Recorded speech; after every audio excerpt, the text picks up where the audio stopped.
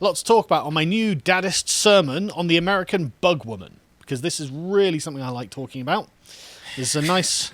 So is this a lead-on from Batwoman from China? No. It's the mirror image of the Bugman, the progressive Californian Bugman, who cooms and plays on his little... I don't even know the name of the stupid little things. Nintendo Switch? Whatever, the child's toy. Okay. That he is consumed with, as his woman is currently paying for his entire lifestyle and definitely not having an affair with her boss. But anyway, so let's talk about the American Bugwoman. This is the virgin American Bugwoman will be versus the Chad Canadian Housewife. Right.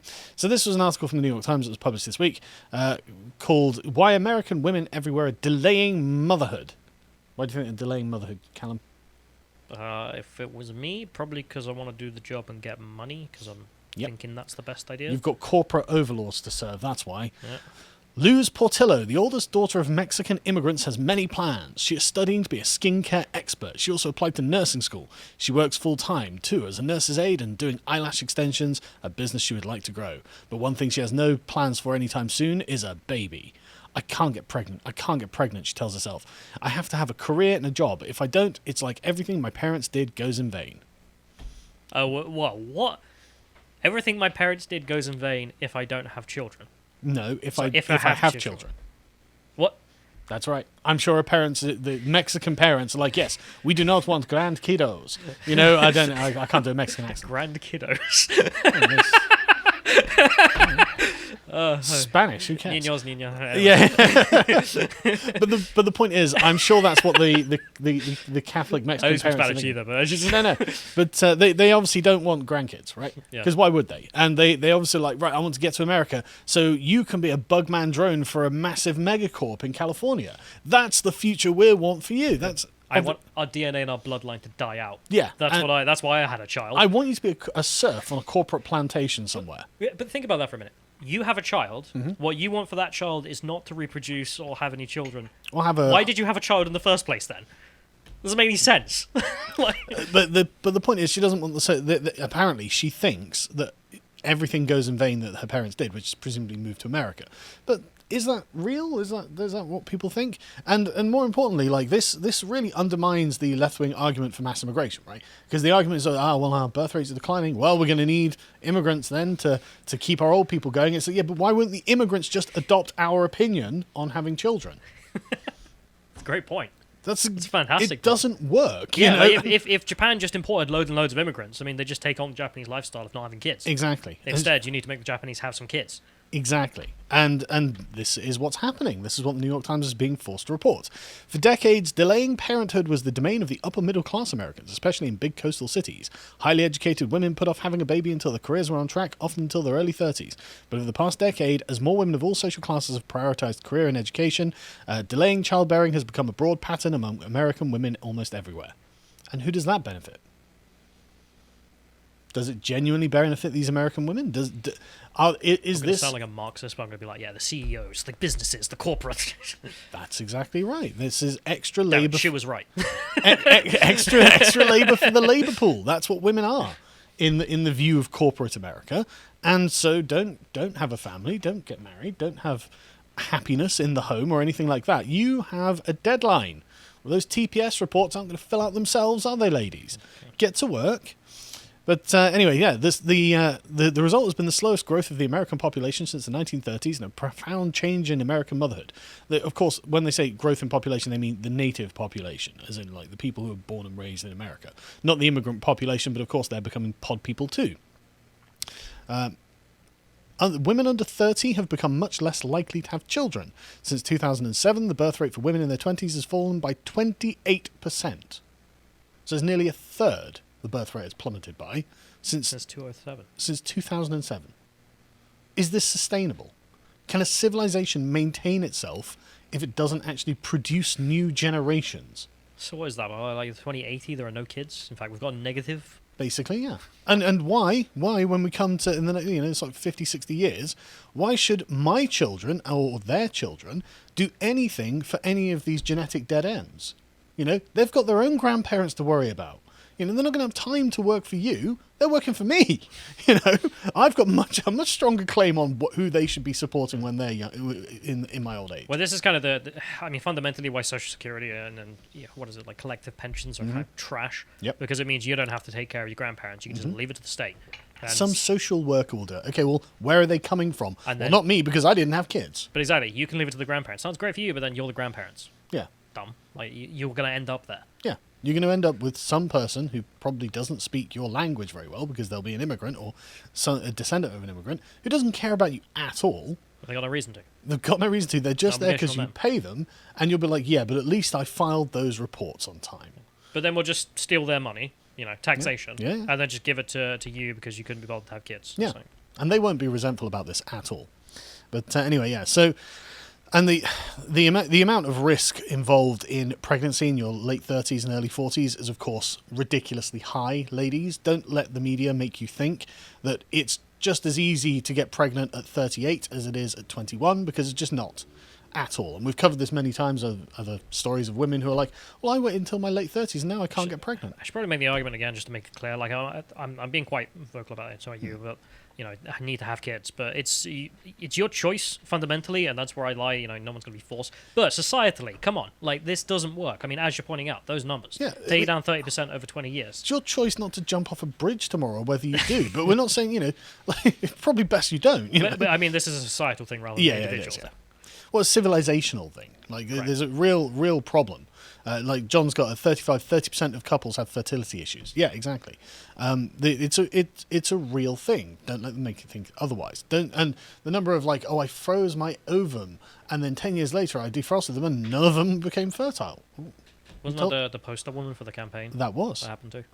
She fell to her knees and screamed at the sky. Sky God's not going to help you. Nope. The story here is about young women whose birth rates are plummeting, says Caitlin Myers, an economist at Middlebury College. I'm glad we've got an economist on board. Do tell me about the economics of women's birth rates. That's the real important analysis we're hitting here. All of a sudden, in the last 10 years, there's a tremendous transformation, and that's all she has to say. Just tremendous transformation. Is there an implication from that? Demographic collapse? Not generally something that civilizations want to happen. When that happens in history, it's because of catastrophe. Like a demographic collapse happens because of like a Mongol invasion or something like this. A geographic analysis of Professor Myers' data offers a clue. The birth rate is falling fastest where the greatest job growth, where women have more incentive to wait. Get to work. You've got life in an office. Greatest job growth. Could you scroll down just so I can see that map there, in which the lengths all that? So it's a big map of the United States. Yeah. I wonder, can you move across to California at all? Not really. Okay, don't worry about it. We'll try the New York part. Because I'm thinking about the mass migration centers of the United States. Mm-hmm. I mean, because I have to wonder about your point, which is that if you bring in loads of people from a foreign country because native population isn't having enough kids, why wouldn't they just copy the viewpoint and just not have kids either? Then I have to wonder if in those areas where you're getting mass migration into the United States, you're seeing that in real time or not. But we can't move the map around, so oh well. Anyway, in more than 24 interviews with young women in Phoenix and Denver, some said they felt they could not afford a baby. They cited the costs of childcare and housing and sometimes student debt. Well, the thing about not being a working mother is that you don't have to worry about childcare. It saves you a huge amount of money, in fact. And anyway, many said they also wanted to get their careers set first and express satisfaction that they were exerting control of their fertility and their lives in a way their mothers had not. Okay, but now, in 20 or 30 years' time, you're not going to have anyone to take care of you in your dotage. You were in control of that fertility, okay, so who do we blame? When old people are just rotting in old care homes because there's no one to staff them, who do we blame? Well, you say old people when you are old. Yeah. And you're rotting in your care home. Because that's the thing. It's not about someone else. Exactly. It's you. Who do we blame? And the answer is the person who is exerting control over their fertility. I hate to say it. I hate to be the bearer of bad news, but this is just going to be a fact. Not pleasant, is it? No. Not pleasant at all. But who has made women think that this is a good idea? Because this is happening, and it's going to end in tragedy. And Well, don't worry, we'll just import everyone from everyone else. it doesn't work. That's just kicking the can down the road. Yeah. Because then those women go, well, I want control over my fertility. I've got my career then we'll just import as a more corporate people. drone. Exactly. More And people. so we become a black hole of demographics. I mean, it's kind of the meme from Futurama. You know, their example was the planet that had global warming, so they just bring a block of ice every year. And of course, you need a bigger block of ice every other year. And it's Exactly. And you think that people in other countries aren't like, well, look, if you go over there, essentially, that's the end of it, right?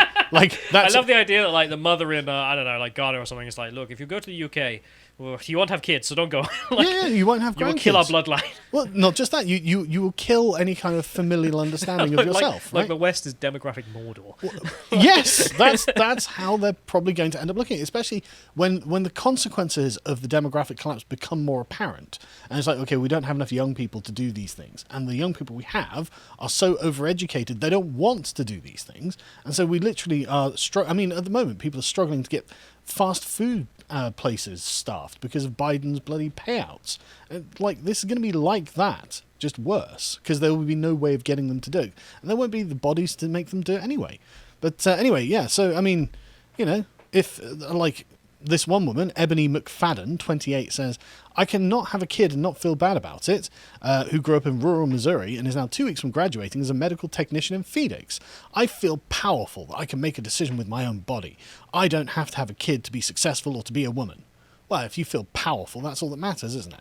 You know, the fact that in 20, 30 years' time, that power is going to have been proven to have been misused doesn't matter, does it? Hang on, I don't have to have a kid to be successful. I suppose if you define success as pure material wealth, then sure. Sure. And to be a woman, I don't have to have a kid to be a woman.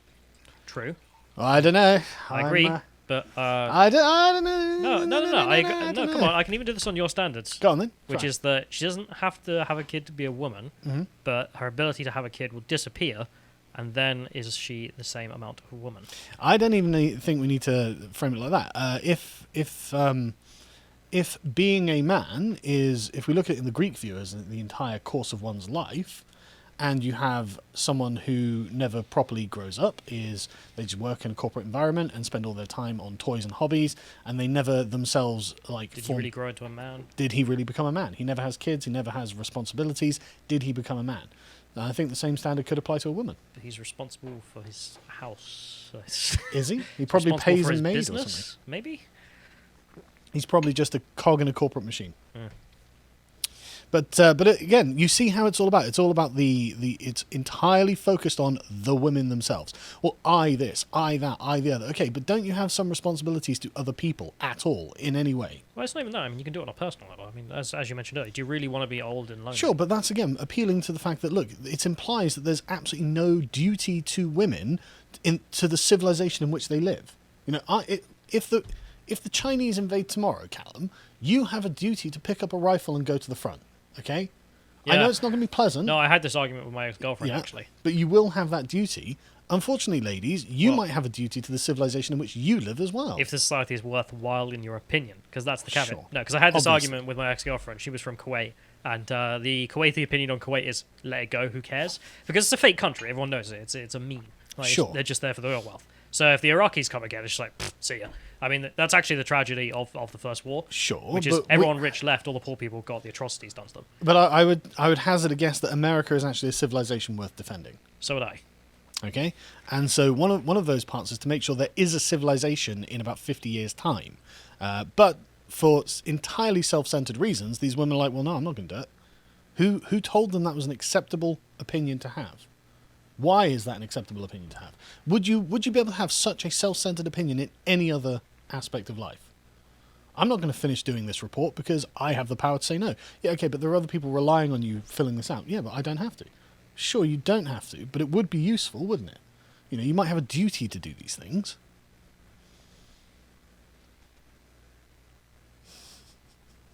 Cogs are working in my head. I know. Like, I'm thinking in my mind, because the example you're giving there is in work, in which you have a salary and all the rest of it, Sure. so there's incentives there. So I was thinking in my head, well, okay, well, let's take charity or something like this. You know, do you really have a duty to go out and do charity work, or just, you know, help, you know, make something of the neighborhood you live in or whatever? And I was, Only and if you then care about something other than yourself. immediately what came to me was David Starkey. You remember that feminist he debated? And he was like, you know, one of the things about being British is you're meant to do things for free. and she wanted 30 grand or whatever it was to come and give a speech, and he was like, I was willing to do it for 3. You're disgusting. Yeah. Like, they're pointing and sneering at her, and there was something in that. Yes, there is. It's propriety. It is proper for the successful to look after the unsuccessful, if they can. Anyway. So, still in the past decades, birth to women over 30 have not offset the decline for women in their 20s, driving down overall births and leaving the open question, are young women delaying childbirth or foregoing it altogether? The next one, and notice that China isn't doing the same thing. China's just recently lifted their cap, so they want their population to grow again. I wonder why. The answer is, of course, they expect to go into a war. I have not seen the Oxfam scandal, John, so I won't. I wasn't necessarily talking about charities, as the organisations. I was more you talking meant about personal. Yeah, I mean, just like setting up barbecues in your local areas, just some culture. Like, just have something that happens in your neighbourhood. Like, make it a nicer place to live. Yeah. So the trees. Kara Schoenherr moved to Maricopa County, Arizona, from Seattle. She moved to Phoenix. She married, and she and her husband, a chef at a casino, have been holding off on having children. She is going to graduate this summer as an esthetician, doing things like facials and waxing. She wants to have a base of clients before having a baby. I still don't think I have everything I want, set myself up for success. I want to have a house and career first. My career, okay, you're waxing, right? But set a deadline. Like, give yourself a deadline. Like, okay, well, if I reach 32 and I'm not in a position, then I'm now at the point where my fertility starts dropping off a cliff. So is it something I'm actually committed to, having this base of clients, or am I just going to go forever without children? Again, do you have a duty? Is there anything that you're going to consider or reconsider when you get to about 40 and the option is just now off the table? Are you going to be one of those women screaming at the sky? You got to think about it. Even taking duty off the table now, that deadline's not terrible. Like, it's just like, well, if you get to 32, then what? Like, when's the next deadline? It's something that these women really have to consider. In interviews with women from immigrant families, almost all of them Hispanic, the delay was less about the cost of children than a desire to get their lives on track. Miss Portillo, who was 22, said her immigrant parents had raised her and her 3 siblings frugally and done fine. This is another argument that is totally nonsense. You need huge amounts of money for kids. No, you don't. You just don't get to spend loads of money on your kids if you don't have huge amounts of money. And there's nothing wrong with being frugal. How much money does it cost to actually have a kid?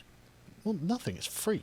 Well, no. You have sex and the baby pops out. It doesn't cost you anything. I'm sure you don't have to buy a breeding license yet, but not yet. Yeah. But I'm wondering, like, if you actually totted it up, what would it be for a year or two? Well, you buy baby clothes. You buy, if you're not breastfeeding, you buy formula, and you need to buy things. Although breast is best. But the thing, apparently so. But you can get a lot of these things secondhand, which is advisable because these things can get quite expensive. But you get them secondhand; they're very cheap because obviously the parents who don't need the crib anymore want to get rid of it. So you can get rid of it quite easily. Keeping it in case he wants to get back in. Exactly. But the thing is that is something that I think people have become a bit funny about. It's I want to buy the new thing. Why? What difference does it make? It's a perfectly functional thing, and you can get it cheaply. And the thing is, I think another thing is people are like, yeah, but my disposable income. It's like, yeah, but you will find that your interests change when you have children, and not in a way that you dislike, right? So it's hard to imagine. If I went back 10, 15 years, it'd be hard for me then to imagine that I would be satisfied with a life where I don't have X amount of money per month to spend on video games and beer and whatever, right? But now I'm at that position. I can't even imagine I would never want to go back to the pre-position.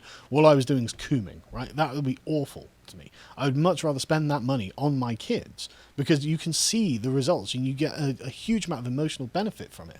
And it's something that it's the argument is just wrong because of the change of your perspective.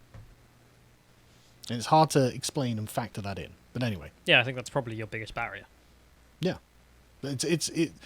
It's something I'll develop a bit more, but it's something you've got to factor in. But anyway, I think all the points there from this one has been made. Let's go on to the alternative, which again was the Chad Canadian housewife. Now this is amazing. I saw this the other day. So this lady was Miss Canada, Cynthia Lowen, and she chucked in her high-flying career as a doctor to be a housewife. And obviously this is being treated as if she's a freak or something, but it's like she sounds really happy. She doesn't sound like she's like, oh God, no, I've got to get all this pressure to get my career and to get all these things done. She just seems really happy, right? That house looks pretty nice. Well, yeah, a woman who trained So as what did her husband do? he's former army, so I don't know what he's doing now actually. Because I'm wondering how much money's in the family. Well, I'm sure it's enough to support a house like that. But so yeah, she left it all behind and donned a pinny, grabbed her rolling pin, and embraced the trad wife movement, where the wives do everything and the husbands are the main breadwinners. I hate that. It's not the wives do everything. It's the division of labour in the household is shared. The husband brings in resources and she allocates the resources. It's not the wife does everything. It's the very framing of it is completely wrong. So my wife is just a housewife, but like she's in total control of everything she does all day, every day. Like I'm not in control of what happens in the house, and I just have to give her money. Which is why women are the ones in charge of consumer spending. Exactly, As Jordan absolutely. Peterson points out, which Absolutely. is this fallacy of like, Yeah. the world of finances is treated by men. It's like, well, the women are in charge of the money. But the impression that the article tries to give off is that she's somehow being oppressed, and this is wild because just her description of her day show me the oppression, right? So she said that she was frustrated with her life, and I wasn't really feeling the calling to become a boss babe. I was feeling the calling to become a wife and homemaker, where I was supposed to be a doctor. So she married her ex-army husband, and they came to an agreement that she would take care of the home while he went out to work. Again, not controversial. Go back 10, 15 years. That's a totally normal agreement. Again, her choice. Yeah, my husband is the primary breadwinner. I'm in charge of the home. Working with my hands around my home gives me satisfaction, so much more compared to any other job that I've had. So this is making her happy. Look, she's happy. She's enjoying what she does. As well as serving her husband, which I don't know whose word that was. She's relinquished control over decision-making, allowing her husband to lead the relationship, though she insists it's not oppressive. Again, lead in quotes there. I assume that's the author writing both of them. I have no idea, but it looks like the author to me. Yeah, it sounds like they've lifted this language from the sort of trad wife movement, which honestly I think kind of masks what's really going on. Because if anyone thinks for a second that the men are in charge of these houses, they're wrong. And I'm telling you this from first-hand experience. It's just not the way it is. She's expecting her first child, and she says, I let my husband lead, so that's very naturally very difficult to me because I'm a very stubborn person. So I think this is kind of ideological from the sort of trad wife movement, which I'm not saying anyone should necessarily join or anything like that, because I've never really looked into it. And this sort of like kind of artificially imposing like leadership and follower roles kind of I feel is a little bit cringe. Like, I quite like the aesthetics. Yeah, but you find your own balance in any relationship. I don't just mean like the power part. I don't really understand the power part either. But I mean like the clothes I see trad wives wearing, like the fashion of it is appealing. Does that make sense? Yeah, the aesthetic of it. Yeah, it looks good. But she says, my husband didn't know when I began doing this, but he felt so much more appreciated and valued. So not only is she happier, she's making her husband happy. Do you not want your husband to be happy? No, you want to be in competition with your husband. Look at my career. I'm almost out earning you. It's like that's an attack on your husband's masculinity. And instead she's actually embracing a role that plays into her husband's masculinity. So now he's proud that he gets to support her. She's having a good life. He becomes happier because he becomes valued. And this just looks way more wholesome, doesn't it? Or you could be a pod person in America and eat the bugs. Right, what's your opinion then on someone who really does want to do the CEO route and all the rest of it, and they have a kid in between? Go ahead. But do you still think that's a mistake? Well, it depends on the person, unfortunately. Okay. Yeah, all of these things depend on the constitution of the individuals involved. But I think that what the Mexican immigrants are showing is not necessarily independent concerns, right? They're not like independently, I've got to outcompete all the men around me. No, this is a part of the feminist propaganda that's built into the nature of the systems in which we live. And it has been since the 90s. I remember this being pushed in the 90s, and we're at the very end of it now, where it becomes ridiculous when a woman's like, I'd like to be a wife and homemaker if that's all right. Oh my God, look at this freak, And it's like, no, that's totally natural. And you can see it in the author's writing there. Exactly. But I'm not saying, that anyone has to do something. I'm saying it's actually advantageous if you are inclined that way. If you're like, I'd like a family, then go and get it. Don't worry about careers. Don't worry about success. Measure success on your own. Don't measure it by how many TPS reports you filed. But anyway, and so the way her day sounds is like idyllic, right? She starts with her day with a trip to the gym, follows by walking the dog, before heading home to get ready for the day of housework. Despite being faced with mountains of laundry and a whole house to clean, yeah, it'll get worse when you get kids. Cynthia applies a face full of makeup, curls her hair, and puts her pearls on to complete her chores. Seems unnecessary, but whatever makes her happy. After popping her husband's dinner in the slow cooker, Cynthia then sets about making the house spick and span. And of course, if you do this every day, it's not a very long job. Who would have thought you would feel so much joy from a cleaning product, she chirps while wiping the kitchen island. She actually seems to be happy, doing the small things around her home. She was a doctor, but she finds satisfaction in having a decent home and a decent life. She completes her daily tasks, including mopping and hoovering. She carries a notebook alongside her to make note of any bigger tasks she might want to add to her list.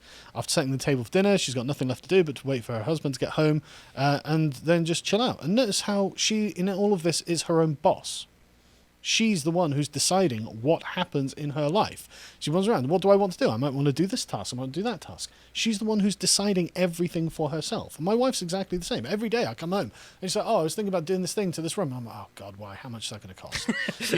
Like... But what does she do on the weekends and whatnot? Well, I'm sure they go out and do things. Yeah, Who knows? I wonder, because this does sound boring to me. Yeah, like, because... having to do that every day. Yeah, but you're not the wife. But that's it. This sounds very much like my wife's daily routine as well. Right. Where but it's obviously very relaxing. It's obviously fulfilling as well. And the fact that she's there improving her environment around her. She's got all the time in the world to do it. Everything's sorted out. She's got her life in control, and she's the one who's making her decisions. But this is considered. It doesn't look like oppression. Well, that's the point, isn't it? Because it's framed by the feminists as this is a form of oppression. But, despite the seeming mundanity of Cynthia's everyday life, she insists that being a homemaker is more than fulfilling. The more that you view homemaking as a job, the more fulfillment you get from it. Just like any other job with any career, you're going to want to have goals. And she sets those goals. She's the one who determines how she fulfills those goals. This is being presented as if it's some form of oppression, and she's weird for wanting to do this. But it's totally normal, really. In every other country in the world, it's totally normal. Outside of the English-speaking world, it's totally normal. And there's nothing wrong with it. It seems to be making her happy. And yet, in 20 or 30 years' time, all of these Mexican women who have immigrated and be like, yeah, I got my career. Yeah, but you don't have kids. Well, It's not like Mexico's got a very familial culture or anything. I'm sure they won't miss it. I'm sure they'll be like, no, I'm fine by being a single, childless cat lady. If you enjoyed this segment from the podcast of the Lotus Eaters, you can watch the full broadcast live every weekday at 1 PM UK time on lotuseaters.com.